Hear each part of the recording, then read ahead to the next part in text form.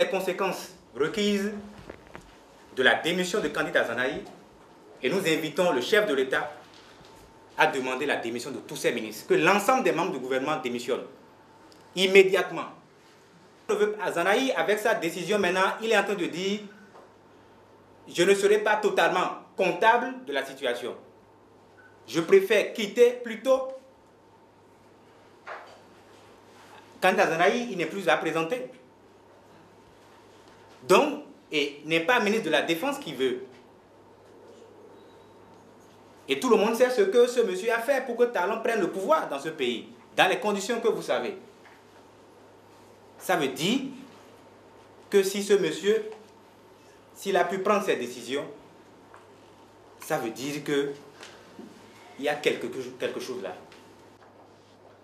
Quand un ministre démissionne du gouvernement, le ministre de la Défense de surcroît démissionne du gouvernement, ça veut dire tout simplement que l'heure est très grave.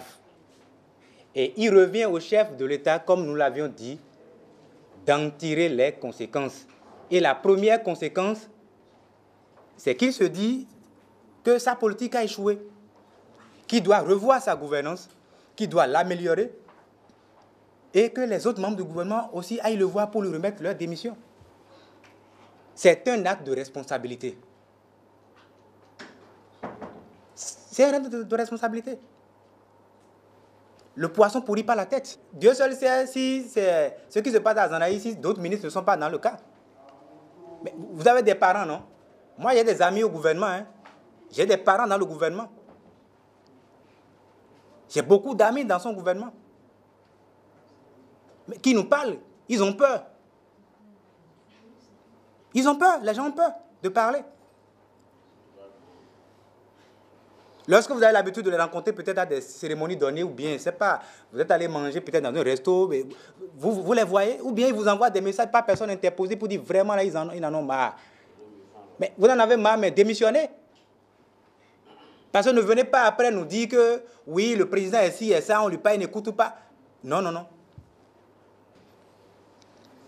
Mais les gens ont faim. Et vous leur proposez la révision. C'est la révision que les Béninois vont manger. Ce n'est pas la révision que les compatriotes vont manger. Que le chef de l'État donne d'abord à manger. Quand nous disons donner à manger, c'est d'améliorer les conditions de vie et de travail des Béninois, des travailleurs. Parce que vous augmentez, vous créez de façon anarchique tous les jours les taxes. Mais les salaires n'ont pas augmenté. Vous avez supprimé toutes les primes. Mais on n'a plus de l'argent maintenant pour aller acheter au marché. Vous allez dans nos marchés maintenant, c'est à l'Europa national. Donc, les gens ne vendent pas. Nos mamans, elles vont au marché avec peut-être 10 poulets. Elles reviennent à la maison avec les 10 poulets. Mais donc, mais,